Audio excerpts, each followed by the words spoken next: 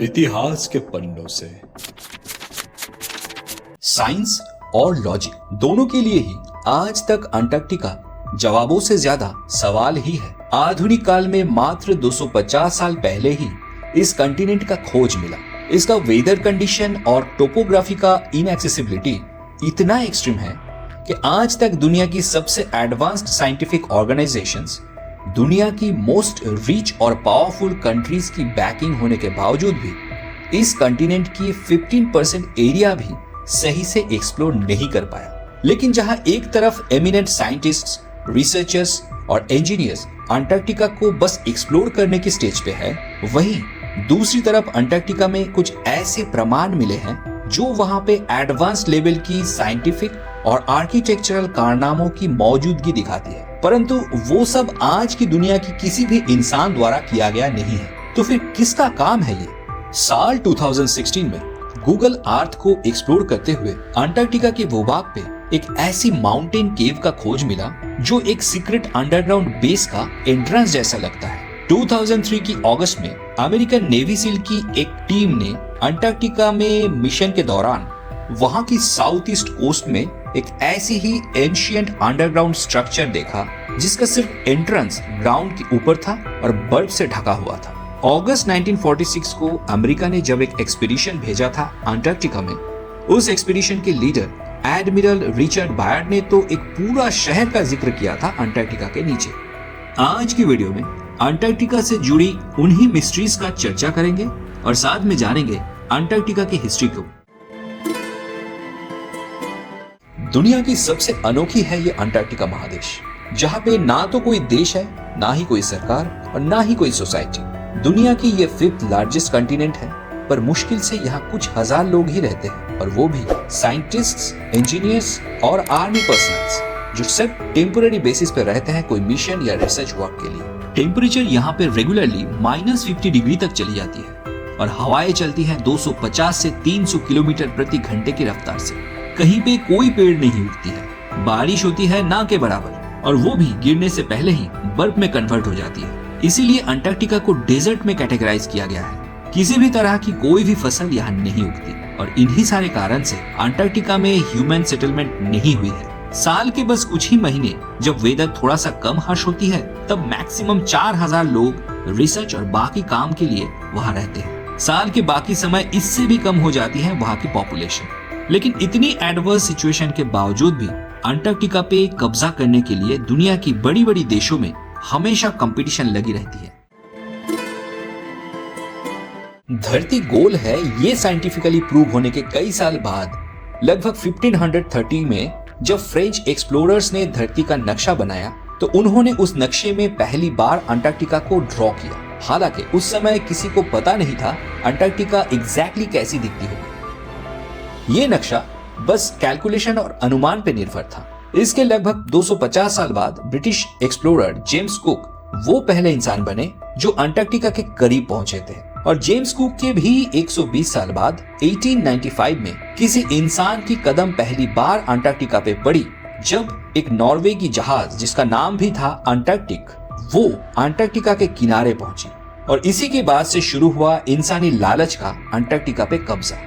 Early 1900 से लगभग 1940s तक कई सारे कंट्रीज अपने हिसाब से अंटार्कटिका पे अपना एक्वर्ड लैंड का दावा ठोका है। Argentina, UK, Norway, Australia, France, New Zealand और चिली, ये 7 देश अलग अलग टाइम पे अंटार्कटिका पहुंचे, और उस धरती की जहां तक वो पहुंच पाए थे उस जगह या टेरिटरी पे अपना सॉवरेनिटी क्लेम किए। इसके अलावा 6 और बड़े कंट्रीज भी हैं जिन्होंने बिना टेरिटरी क्लेम किए अंटार्कटिका में बड़ी बड़ी एरियाज में अपना एक्सप्लोरेशन और साइंटिफिक रिसर्च करते आ रहे हैं, और वो है America, Soviet union, Japan, Sweden, Belgium और जर्मनी। और इतना कुछ तामझाम का एक बिग रीजन ये है कि अंटार्कटिका कोल, ऑयल, नेचुरल गैस और कई तरह की मिनरल्स का भंडार है। इन नेचुरल रिसोर्सेज के साथ साथ कई सारे राज भी छुपे हुए हैं अंटार्कटिका के जमीन के नीचे।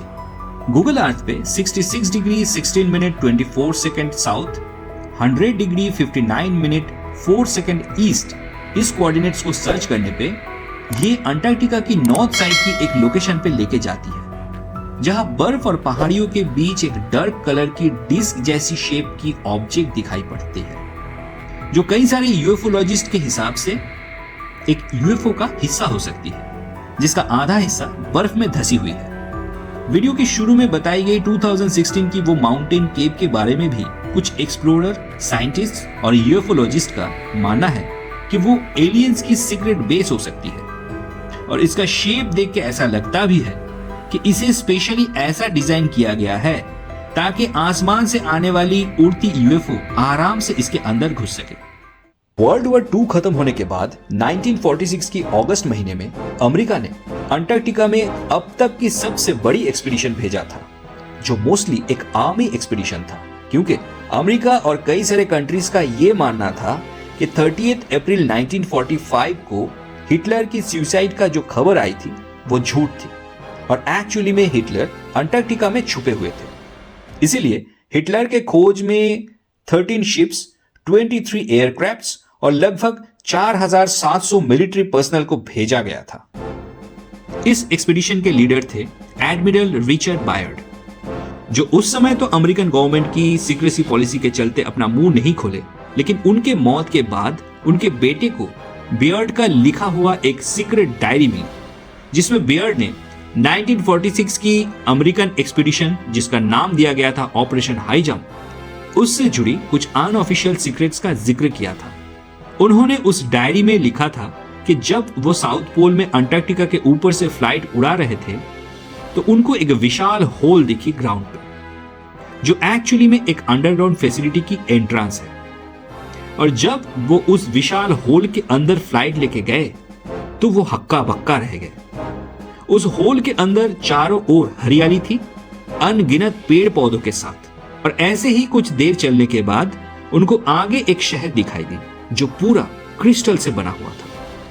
यहां पहुंचने के बाद उन्होंने अपने चारों ओर कुछ फ्लाइंग डिस्क जैसे ऑब्जेक्ट्स देखे, और वो ऑब्जेक्ट्स उनकी प्लेन को एस्कॉर्ट करके एक दूसरी जगह पे लेके गया और वहां पे लैंड भी करवाया।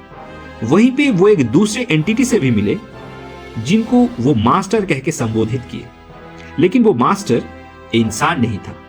एडमिरल बायर्ड की इस लेख को बाद की बहुत सी यूएफओलॉजिस्ट ने सच और लॉजिकल माना है, और उनका कहना है कि अंटार्कटिका के नीचे एक्स्ट्रा टेरिस्ट्रियल बीइंग की एक बेस बनी हुई है।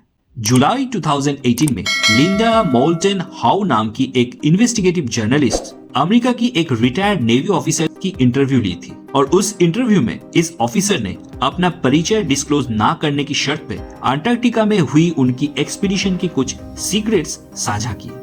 इस रिटायर्ड नेवी पर्सन ने कहा है कि जब वो अपने टीम के साथ 2003 की अगस्त महीने में एक खास मिशन पे अंटार्कटिका गए हुए थे, तो अंटार्कटिका के साउथ ईस्ट कोस्ट के आसपास एक एंशिएंट अंडरग्राउंड स्ट्रक्चर की एंट्रेंस दिखी, जो बर्फ से पूरा ढका हुआ था और ऑक्टागोनल शेप का था। उनका यह भी कहना है कि ऑक्टागोनल शेप की वो एंट्री डोर हालांकि बहुत ही ज्यादा भारी था, लेकिन बस एक उंगली का छोटा सा पुश से खुल गया था, और बाहर जहां -40 डिग्री टेम्परेचर था, वही उसके अंदर टेम्परेचर 20 से 22 डिग्री था, और एक बहुत सूदिंग लाइट भी था जिसका सोर्स ढूंढने पे भी नहीं मिला। और ये थियरी भी कई सारे साइंटिस्ट और यूएफओलॉजिस्ट द्वारा सच और लॉजिकल मान लिया गया है, जो दिखाती है कि एलियंस का बेस बनी हुई है अंटार्कटिका।